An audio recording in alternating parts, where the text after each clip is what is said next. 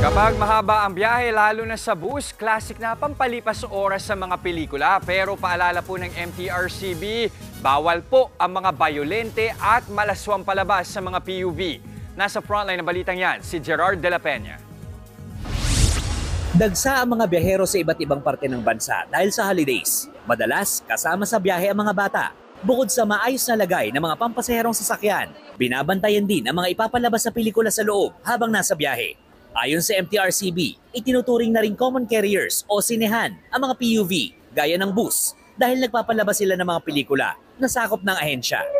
Sa ilalim daw ng batas, dapat ay pwede sa lahat ng manonood, lalo sa mga bata, ang anumang pelikulang ipapalabas sa mga PUV. Paalala ng MTRCB, tanging mga palabas na may rated G o general patronage at rated PG o patnubay at gabay na magulang lang ang pwede. Ayon sa bus driver na nakausap ng News 5, sumusunod ang kanilang kumpanya sa alituntunin ng MTRCB. Yun din ang sa amin sa company na bawal magpalabas ng mga violent films.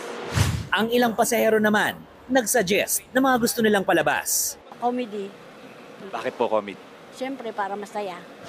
Nagbabalita mula sa frontline, Gerard de la Peña, News 5. Mga kapatid, Dimples Romana po, kumpletuhin ang inyong umaga ng mga kwentong puno ng inspirasyon. Salubungin po ang bawat araw ng may ngiti at pag-asa. Kaya't mag-subscribe na po at mag-follow na sa aming social media pages ng News 5.